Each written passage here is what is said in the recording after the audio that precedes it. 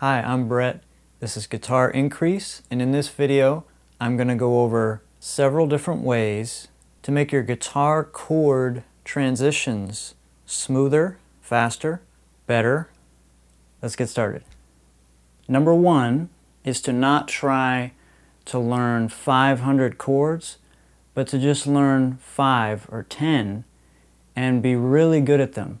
So what I mean is, let's say G. So when you play the G chord, it's okay if right now you have to look at the guitar, you have to remember where to put your first finger. That's totally fine, but we want to get to, we don't have to look at the guitar, and we can get to the chord really fast. And when I say not looking, I don't mean you can never look at the guitar or you have to close your eyes, but I mean you don't have to look at each fret. You can just kind of glance at the guitar that you're in the right spot, and you don't have to look at each finger. So an exercise you could do, let's say it's the G chord, is go ahead and take your time, get the chord just right, and then play one string at a time so that you can hear if there's any mistakes. So all 6 strings are ringing out, and the reason you're playing one string at a time is then you can hear if maybe one of them's buzzing. You don't have the chord set up perfectly. Once you get it perfect, then you can kind of just lift up your fingers a tiny bit off the guitar and come back, lift up a little bit and come back, and practice playing like that.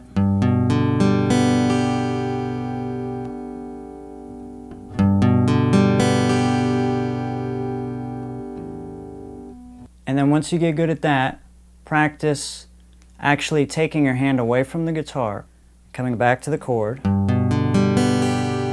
Take your hand completely away and come back.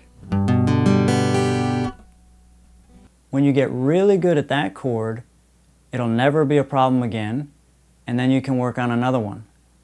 Number 2, let's say you want to play a song that has the chords G, C, and D.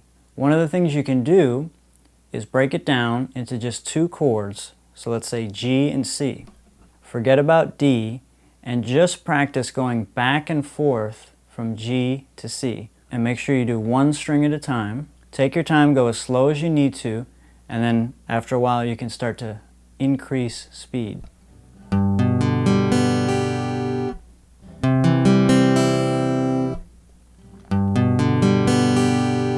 So just practice that over and over again, and then mix it up with the D chord.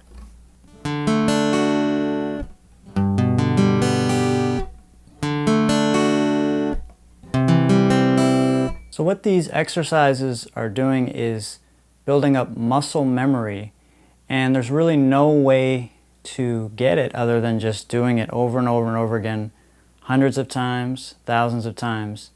And then when you go to play a song, it'll be a lot easier. Number 3. So let's say I want to switch between G, C, and D. So I'm going to play this fast or at normal speed, and then we'll slow it down and take a closer look.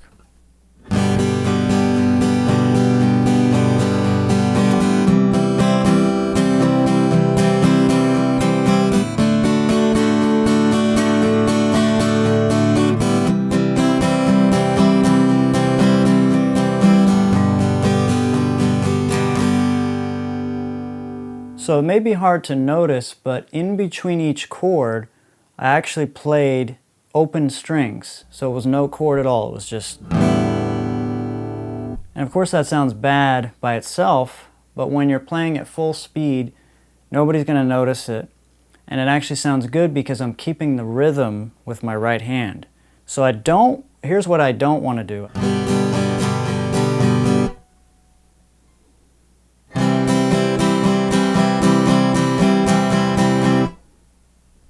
So I want to keep the rhythm. It's almost like I have a hammer, and I'm just hammering away, or it's like I'm a drummer, and I want to keep the beat. Here's something similar to what I did, slowed down, and I'll actually get rid of a few strums so we're not here all day.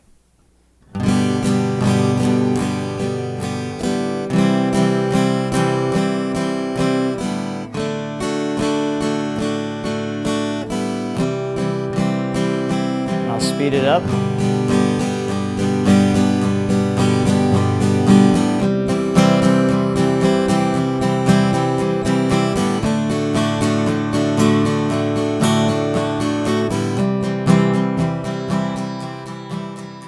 So when you're playing a song and singing, or other people are singing, or you're in a band, you really have to keep it going. And it's actually more important to keep your right hand going than it is to have your left hand perfect. So let me show you what I mean. I'm going to play perfectly with my left hand, but kind of mess up with my right hand.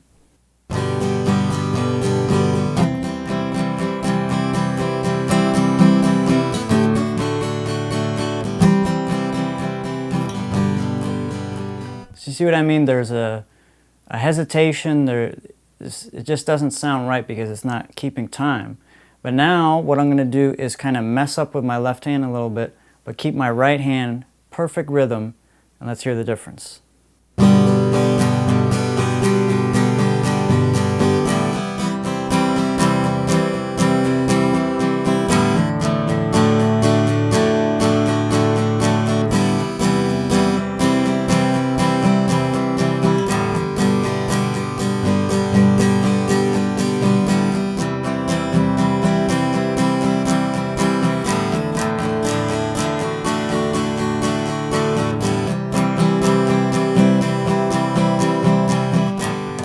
So smooth chord changes are important, but don't let it be sacrificing the rhythm.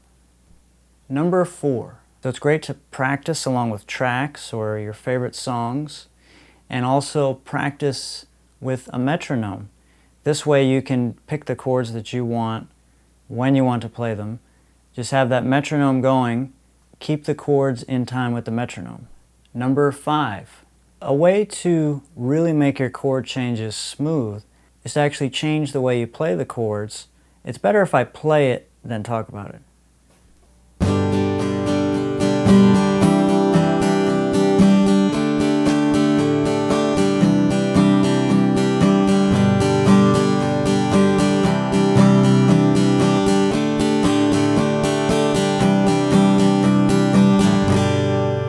So in order for this to work, you have to play the G chord like this. Put your second finger on the 3rd fret of the low E string, your first finger on the 2nd fret of the A string, and then the D string and G string are going to ring open. Then put your 3rd finger on the 3rd fret of the B string, and your pinky on the 3rd fret of the high E string. These two fingers squeeze together. These are the notes that are going to stay the same the whole time. Now here's our C chord. 3rd fret of the A string. Put your 2nd finger there. Put your 1st finger on the 2nd fret of the D string.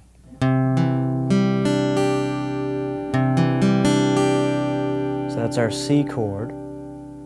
Then the D chord, you can, if it's comfortable, put your 2nd finger on the 2nd fret of the high E string, but you don't need to. But you do need to put your 1st finger on the 2nd fret of the G string. So that's your D chord.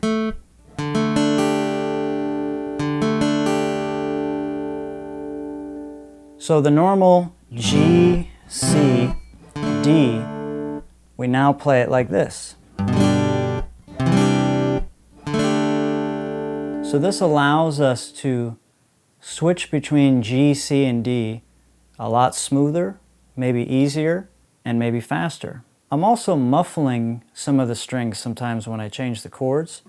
So when I play the G, I'm using all 6 strings. But when I play the C chord, I don't want the low E string to ring open.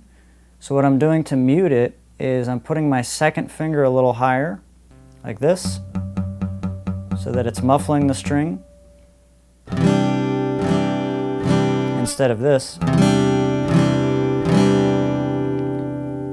So I'll do this.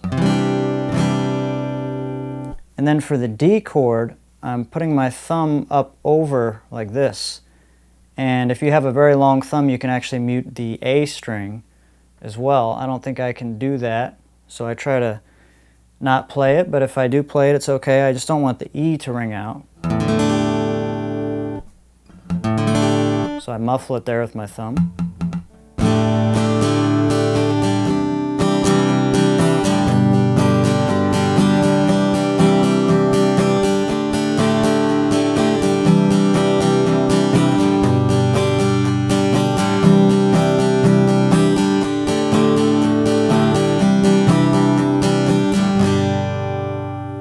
like the way that sounds, here's another chord you can add to this mix, and that's the E minor, like this. So the third finger and pinky don't move, but they can kind of slide a little bit if your hands aren't that big. Put your first finger on the second fret of the A string, and your second finger on the second fret of the D string, squeezing the first finger together like that.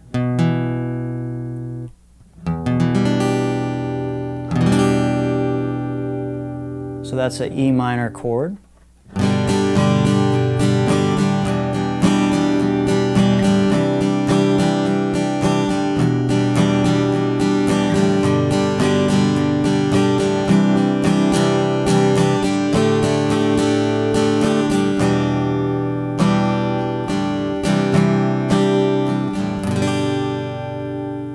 Well, I hope this video has been helpful to you.